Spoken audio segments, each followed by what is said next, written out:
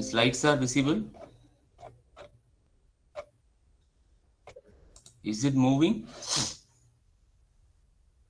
Yes. So last class, so we have seen the torque slip characteristics and we have solved one problem in torque speed characteristics. Now we have to study the effect of stator voltage variation on the torque slip curve and the variation on the torque slip curve. So what will happen to the torque slip curve if you vary the stator voltage? So first we need to understand that. So you can look at the slide.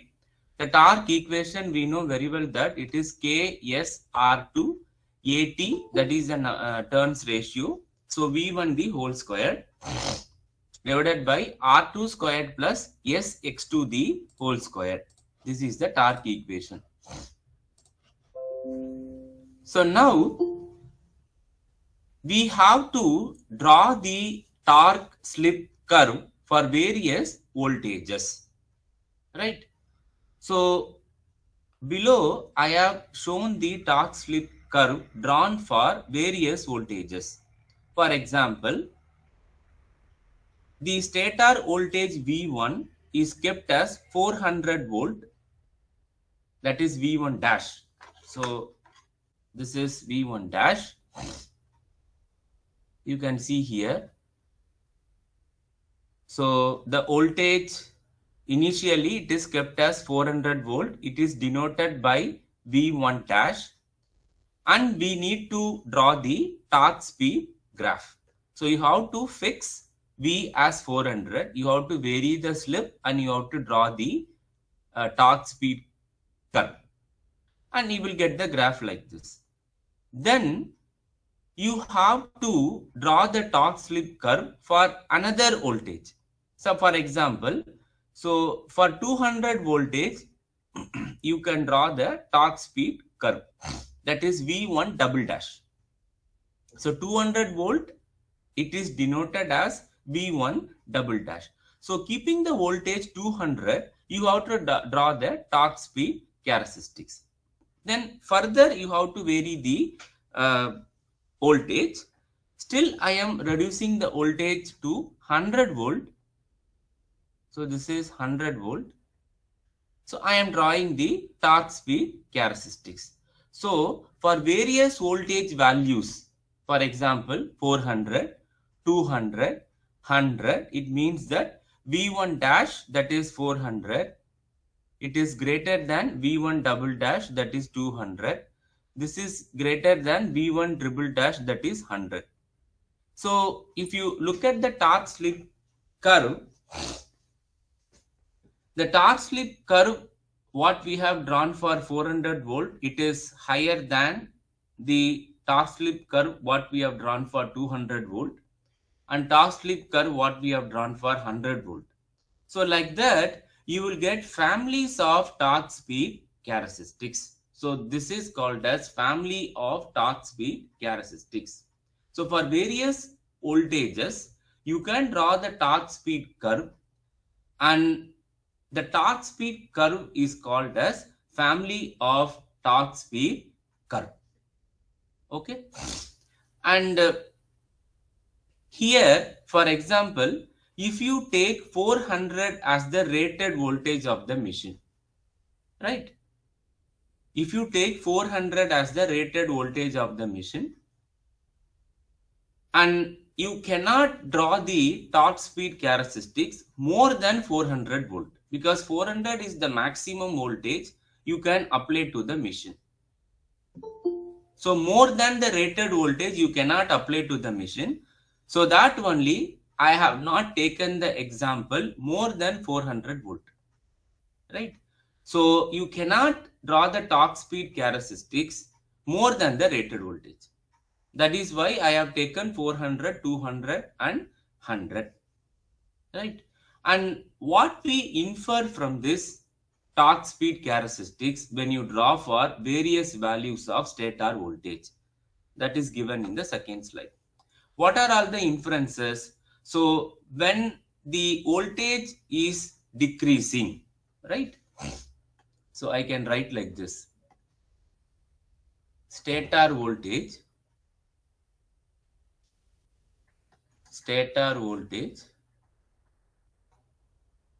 decreasing from the rated voltage.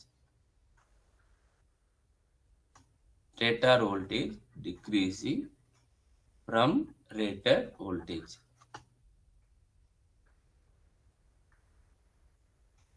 Okay, because you cannot increase the voltage more than the rated one, so that I have drawn the torque speed characteristics for various voltages which is lesser than the rated voltage.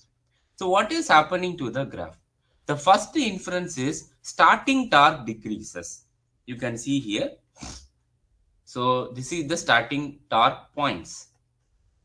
This is the starting torque for 400 volt. This is the starting torque for 200 volt. And this is the starting torque for 100 volt. Right? So the starting torque decreases when you decrease the voltage. And maximum torque also decreases. You can see here. This is the maximum torque. This is the maximum torque for 400 volt. This is the maximum torque for 200 volt. This is the maximum torque for 100 volt. So the maximum torque also it is decreasing. That is the second inference. The third inference is that the slip at which maximum torque occurs remain same. You can see here. The slip at which maximum torque occurs. So this is that point. You see here, the slip at which maximum torque occurs, it remains same. Right? For same ST max, for 400 volt it is attaining maximum, 200 volt it is attaining maximum, and 100 volt it is attaining maximum. Right? So that is the third inference. Right? And sometime when we are solving problem, we will do approximation of the torque equation in the low slip region. Why? Because low slip region is the operating region of the induction machine. That is why always we do this approximation. That is very much useful to solve problem. So in low slip region, we know very well that S x to the whole square is lesser than the R2. Right?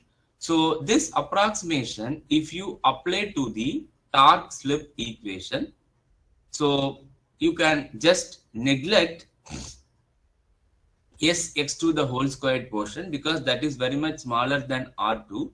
If you simplify, you will get the equation like this. So torque is directly proportional to S into V1 squared. So this equation, it is valid for low slip region or it is valid for linear region. This equation is valid for, low slip region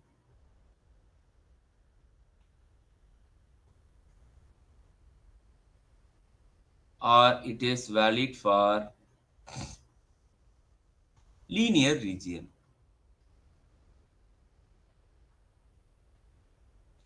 This is very, very important to solve problem.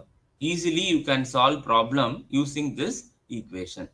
So this is what is happening when you vary the stator voltage of an induction machine. Till now, any doubt anybody is having?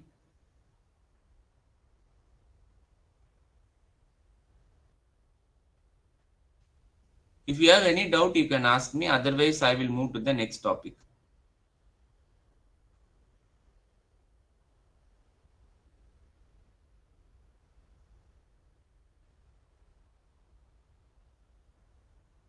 Shall I move to the next topic?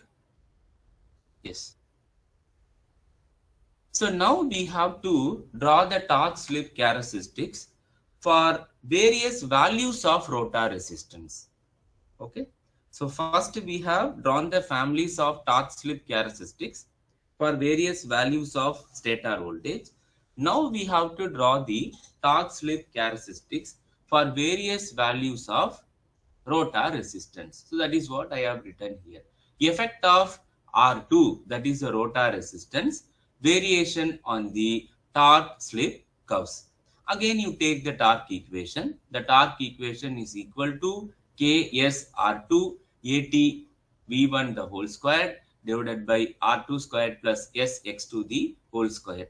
Now, for various values of rotor resistance, we have to draw the torque slip characteristics.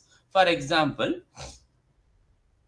the torque slip characteristics, this is which is shown in orange color, that is drawn for the value of 0.01 ohm. That is drawn for the value 0.01 ohm. Okay. That is R2 dash. That is denoted as R2 dash. For the rotor resistance 0.01 ohm, the torque slip characteristics, no, it is drawn. So it is coming like that. That is indicated in the orange color. Now, what I am doing, I am varying the rotor resistance. It means that I am adding some rotor resistance. Now the rotor resistance is becoming R2 double dash. I am adding some rotor resistance. R2 dash, it is becoming R2 double dash. And if you draw the torque slip characteristics for R2 double dash, it is coming like that, which is shown in the figure in green color. So further I am increasing the rotor resistance, that is R2 triple dash. I am getting the curve as pink color. Further I am adding the rotor resistance. I am getting the curve as black color. Right. So you will get families of torque slip characteristics for various values of rotor resistance. Right. 0.01 is the actual value of rotor resistance, and by adding some resistance externally, you can draw the torque slip characteristics. Right. So what we inferred from this families of torque slip characteristics, which is plotted for various values of rotor resistance. The first inference is the starting torque increases here. You can see here. The starting torque increases. So this is for resistance 0.01, and this is for increased resistance. This is for increased resistance. This is for increased resistance. Right. So when the resistance is increasing, the starting torque increases. So inferences we obtained for rotor resistance is increasing.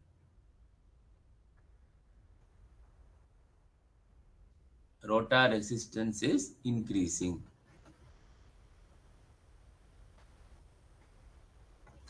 So when the rotor resistance is increasing, starting torque increases. And the maximum torque, it remains the same. You see here, the maximum torque, it remains the same. You see here, this is the maximum torque for the resistance R2 dash. This is the maximum torque for the resistance R2 double dash. And this is for R2 triple dash. And this is for R2 4 dash. So the maximum torque, it is remaining same. And the third inference is that slip at which maximum torque occurs, that is increasing. That is not remaining same. It is varying. How it is varying? It is increasing. You can see here. This is the slip at which maximum torque occurs for the resistance R2 dash. This is the slip at which maximum torque occurs for the resistance R2 double dash. This is for the resistance R2 triple dash. This is for the resistance R2 4 dash. So that is the third inference. So the third inference is the slip at which maximum torque occurs increases. Right. So when you keep on adding the resistance, at one point of time, the starting torque becomes equal to the maximum torque. So that is this point. So when you keep on add the resistance, at one point of time, the starting torque, this is that point, the starting torque becomes equal to the maximum torque. That is the another inference, right? And the same approximation here you can do it. What is that approximation? approximation we are doing it for low slip region, because low slip region is the region of interest, right? Low slip region is the region of interest, and that is the operating region of an induction motor. So same approximation, if you do it, Sx to the whole squared, it is very much lesser than the R2 square. In this case, stator voltage is kept constant. When you are varying rotor resistance, stator voltage should be constant. When you are varying stator voltage, rotor resistance is kept constant. So now, keeping that in mind, your equation will come like that. So your torque is proportional to slip by R2. So this is also very important when you solve problem. Okay. So in the stator voltage variation, the torque is proportional to S V1 squared. R2 is constant here. In the rotor resistance variation, V1 is constant, right? And the torque equation is coming, the torque equation is proportional to S by R2. Both the equations are very important to solve problem. Okay. So here, anybody is having any doubt? Yeah.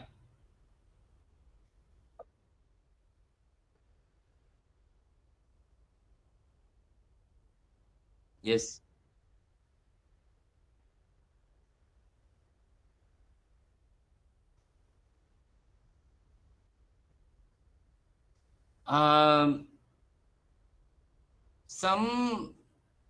Sometime no, unnecessarily when you want to have linear region alone, because anyway no, when any people they want to design induction motor, so definitely no, they will choose the point at linear region only. But instead of having the entire graph according to your point, if you increase the resistance, no, the nonlinear region itself can be completely eliminated. But the disadvantage is that the rotor copper loss will be very, very high. So you have to compromise whether I can survive with this larger copper loss, because efficiency will come down. No, if you have larger rotor resistance, the copper loss in the rotor will be very high. So the efficiency motor will come down. So you have to optimally you have to think. So whether higher resistance, whether significantly if it is reducing the efficiency, then no need to go with very high resistance. Optimally, you can have a resistance such that efficiency also you should optimally get it. Are you getting my point? Yes. It is very nice if you have a very large resistance, the nonlinear portion itself you can avoid directly. No, you will come to the linear region. Almost the graph is looking like a characteristics of DC shunt motor. Am I correct? Almost it is linear. Am I correct? Yes. But the problem is copper loss will be very high, efficiency will come down. So if we are comfortable with that efficiency, definitely you can choose this rotor resistance and you can have a linear graph itself. Is that your doubt is clear? Yes. So any other doubt anybody is having? Otherwise, I will go to the next topic.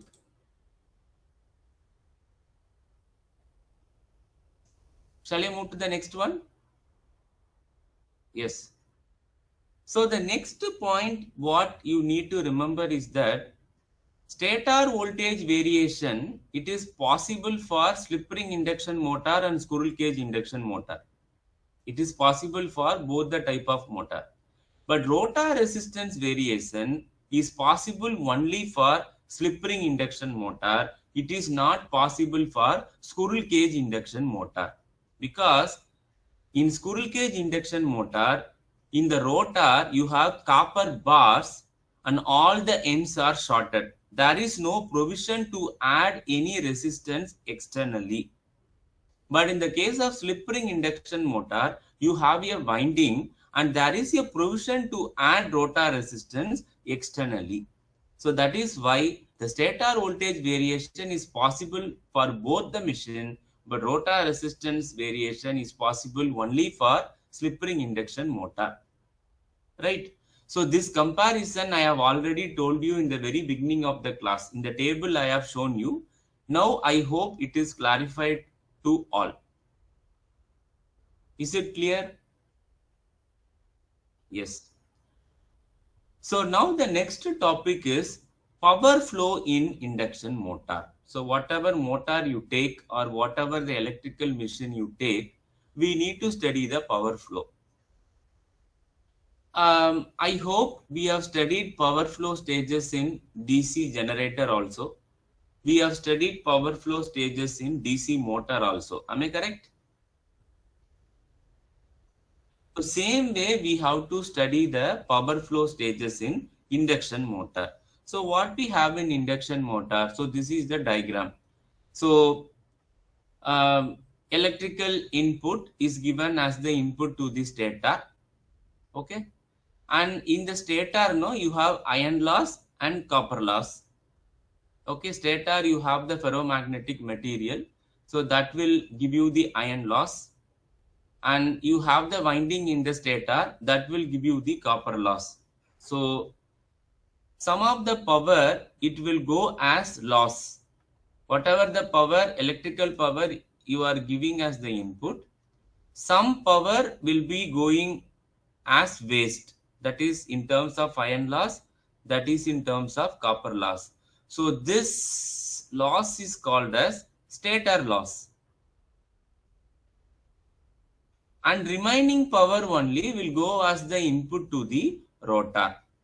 So the power which is going as the input to the rotor, no, that is indicated as P2. So P2 is nothing but P input, whatever the power that is coming as the input to the stator, minus stator losses, or in other words, minus iron loss, minus copper loss with respect to stator. So remaining power only will be going as the input to the rotor. And rotor also is having iron loss and copper loss. So combinedly, this is called as rotor copper loss. Sorry, rotor loss. Okay, something is going as loss. So the remaining power only, it is available to us. So the output from the rotor, no, that is the mechanical power that is indicated as PM. So that is the output mechanical power from the rotor. Okay. PM is nothing but P2, that is the power input to the rotor, minus rotor losses, that is PM. PM is nothing but, here I will write, PM is nothing but P2 minus rotor losses. Rotor losses is the combination of iron loss and copper loss. Okay. And not all the mechanical power will be available to us. Some power will be going as waste with respect to the mechanical loss. So when you subtract PM, or when you subtract mechanical loss from PM, that is the total power output from the induction motor. So this is the power output I will get from the induction motor. So finally, I can write P output is nothing but P input minus stator losses minus rotor losses minus mechanical loss. Mechanical loss is nothing but friction loss and windage loss. Mechanical loss. Okay. So whatever the power you are giving as the input, not all the power will be useful to us. Some power will be going as the waste.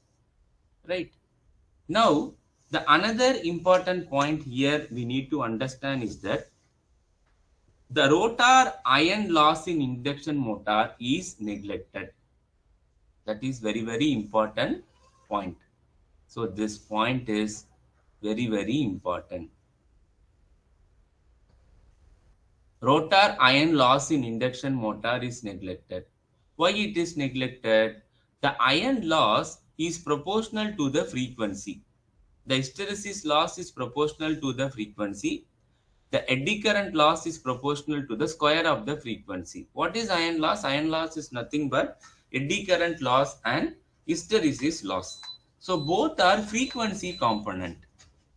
Here, if you take frequency of the rotor, that is very smaller when compared to the frequency of the stator because of the slip. So what is your rotor frequency? Rotor frequency is nothing but slip times stator frequency. If the stator frequency is 50 Hertz, slip is 1%. We have already seen one example. Rotor frequency is coming around only 1 Hertz or 2 Hertz. So since the frequency of the rotor is very small, the rotor iron loss is neglected. So that is another important point here.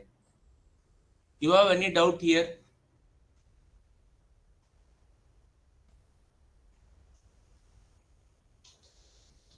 Clear, or any doubt you have? The concept is very simple. Input power is coming. You have to subtract all the losses. Finally, output you will get. And one important point is that rotor frequency is very less because of the slip. And because of that, the rotor iron loss is generally neglected.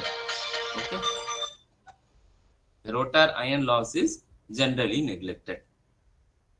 Shall I move to the next topic? Yes, sir. Now, we have to derive certain relationship in power flow stages. That will be useful to solve problems in gate examination. Right. So now here, the mechanical power PM, that is the mechanical power output from the rotor. So I can write it as 2 pi nRT by 60. Or in other words, the mechanical power is nothing but omega r into T. Omega r is the rotor speed in radians per second. Nr is the rotor speed in RPM. So PM is nothing but omega r into T. Okay. So here omega r is the rotor speed. In radians per second. Nr is the rotor speed in RPM. You take this equation as 1. Now, P2 is nothing but this is the mechanical power output from the rotor.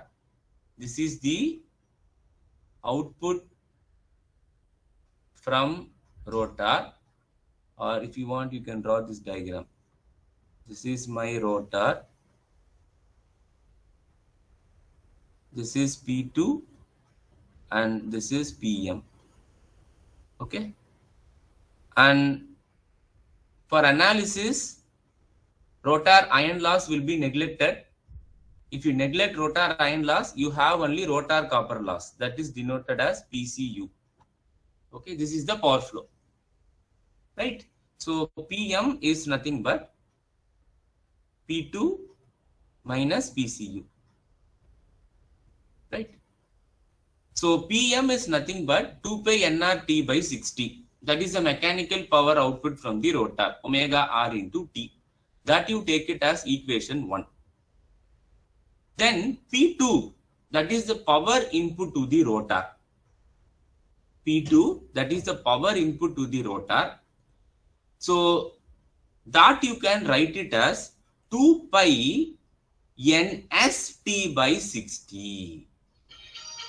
Okay, 2 pi NST by 60. Right? How we are writing this? See, PM, no, that is the power output from the rotor. That is rotor speed, NR. And the power input to the rotor, no, that is coming because of the rotating magnetic field, which is rotating with the speed ns, that is sweeping the rotor surface. So the power input to the rotor can be written as 2 pi nst by 60, or in other words, this you can write it as omega s into t. That you take it as equation 2. So now, what is my copper loss? Copper loss is nothing but P2 minus PM. So just this one you bring it here. PCU minus P2 minus PM. So you can write this equation, right?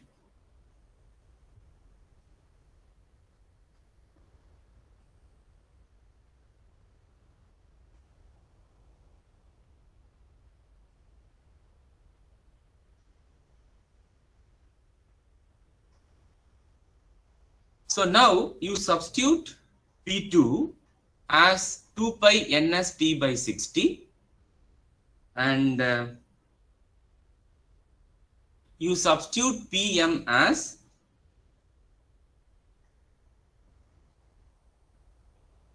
2 pi nRT by 60.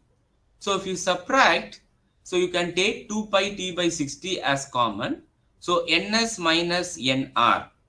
So that is your copper loss. So copper loss is nothing but is equal to 2 pi T by 60 and the difference between the synchronous speed and the rotor speed. That you take it as equation 4. Okay. Now you divide copper loss with respect to the rotor input. PCU by P2. What is PCU? 2 pi T by 60 NS minus NR. What is P2? 2 pi NST by 60. If you divide, it is nothing but copper loss with respect to the rotor input is nothing but slip. So the copper loss in induction motor is nothing but it is slip times the input to the rotor. So the copper loss is equal to S times P2. That is very, very important relationship. It is very much useful in solving problem. The copper loss is nothing but that is slip times the rotor input P2. Suppose the rotor input P2, if it is given, if the slip is given, if you multiply slip with rotor input, you will get the copper loss, right? And same way you can arrive this relationship, right? So this ratio, no, you can arrive. P2 is the rotor input. P2 is the rotor input. PCU is the rotor copper loss. This relationship, no, same way you can develop. This is rotor copper loss. This is rotor output. Everything, no, you can write in terms of slip. This is to 1 to S to 1 minus S.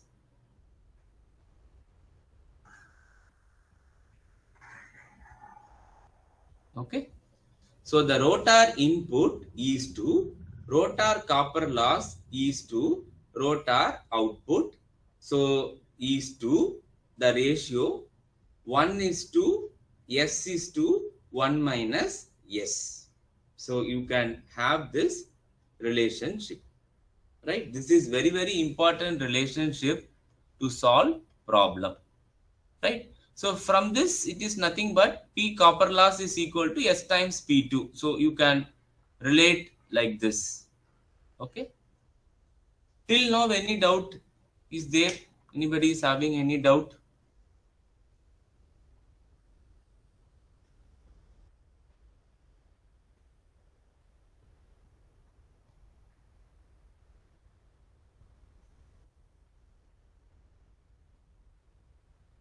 Shall I go to the next topic?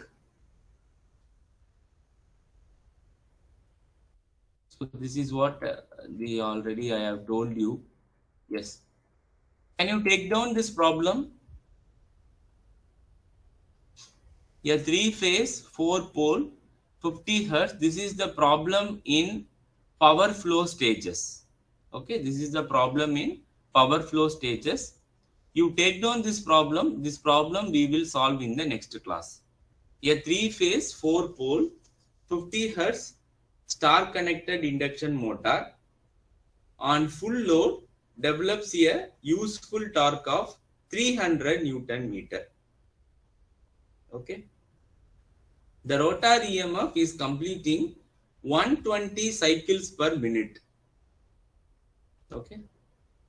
See, actually they have given the rotor frequency in terms of cycles per minute. Okay. If torque lost in friction is 50 Newton meter, calculate slip, net output power, rotor copper loss per phase, rotor efficiency, rotor resistance per phase, if the rotor current is 60 ampere in running condition. Okay. If the rotor current is 60 ampere in running condition. Okay. So this is the problem we will solve in the next class. Already we have solved one problem in torque equation. This is the problem on power stage in induction motor.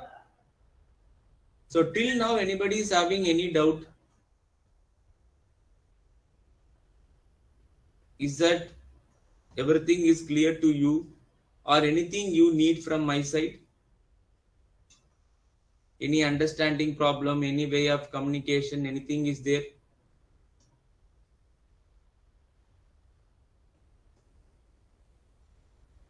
Okay. So I leave the meeting. We will have